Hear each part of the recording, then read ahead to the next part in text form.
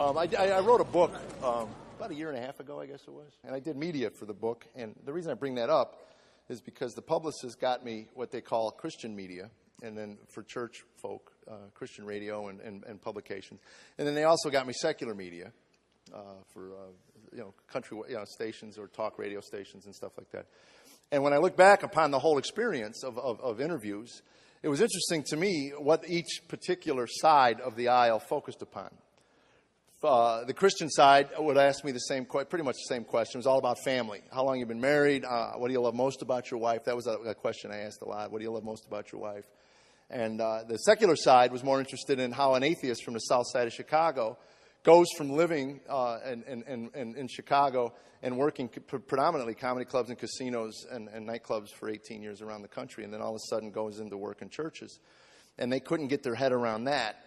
And so I'll answer that. Basically, for me, I crawled in 20 years ago. It'll be, by God's grace, this September, 20 years. I'll have been a sober for 20 years.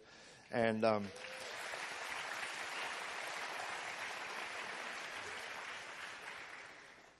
I crawled into an Alcoholics Anonymous meeting. Basically, I just wanted to stop drinking. My father, it was interesting. My father, 2 years into that walk of Alcoholics Anonymous, my father took me aside one day. My dad wrestled with alcohol his entire life up at that point, and it said to me, "What was the catalyst? What was the catalyst that got you to quit?"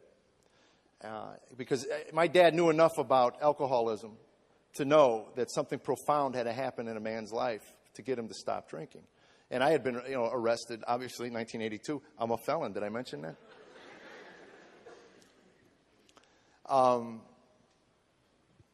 For me, it was I beat my 6-month-old son in a crib. And I don't ever want to forget that night. It was probably as far down as I want to sink into the depths of what I consider hell on earth. I was all rummed up, drinking rum, and I was cocained up, and I was sitting in my office doing more and more of each, trying to figure out where all this misery was coming from in my life. And, I was absolutely just downright miserable, hateful. And my conclusion was that all of my trouble started when I got married. All my trouble started when I got married and had children. And if I can get rid of this unit in the other rooms there, then I could be left alone. I could just send them money, and then I can go do what I want to do. And all this guilt and shame and humiliation that seemed to permeate my entire being would leave me. So here's how I came up with a conclusion on how I was going to do this. And I am not exaggerating, folks. I figured if I dragged my wife out of bed and I beat her, she'd have no other choice but to divorce me. Because I didn't have the courage to ask for a divorce. But if she asked for it, then a couple years down the line, if it was a mistake, I could blame her. And it made sense to me. The more rum I drank and the more coke I did, all of a sudden it became very clear. And I walk into my wife's bedroom, and our bedroom, and I'm standing over my wife. Now this crack of consciousness comes to me, this little glimmer of there's something wrong with this.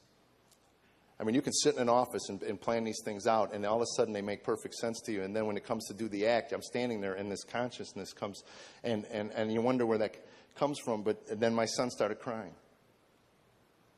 And I had to quiet my son because it was interrupting the whole plan. And I went in there, and I just went, shh, be quiet, and he wouldn't be quiet. And then I ended up just pounding on him. And then Tami woke up and came in. And to this day, I look back on that, and I think of the scripture that says the sins of the father are passed to the sons. That's done. That boy took a beating for his mother. And my wife took him into the bedroom. She sat on the end of the bed and fed him. That boy got beat because he was hungry and wanted a meal. And I'm talking shame and humiliation when I finally realized what I had done. When I walked into the bedroom and saw him being fed. I heard a pastor once a few years back say this: every man needs to get downwind from himself. Well, that night, God gave me a good dose of the kind of man I was. And I saw myself, a glimpse of what kind of husband I was and what kind of father I was and what kind of I really stunk. And I remember breaking down and telling my wife, if you don't take me to Alcoholics Anonymous, I won't go. And if I don't go, I don't see us making this. I didn't tell her what I was about to do 10 minutes earlier.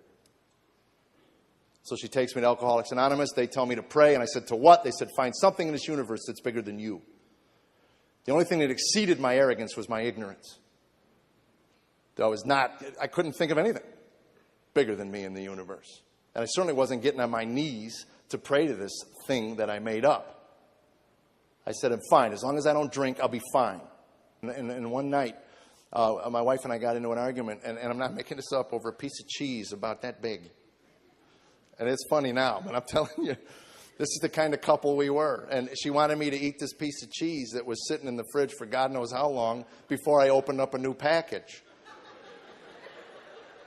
And every man in this room will understand, I know my chain of logic in this discussion. I said, baby, if you want it, you can eat it. But you see, I'm going to open a new one up because that's the one I want. Oh, so it's good enough for me, but it's not good enough for you. And I go, no, here. And I took it and I threw it into the trash. And I go, see, it's not good enough for any human consumption. So now we can go eat. And she took it out of the trash and she said, I don't understand what you have. And it escalated to the point, and I am not exaggerating, I was standing on a kitchen chair looking down on my wife, spitting out of my mouth, just berating her about how stupid she is.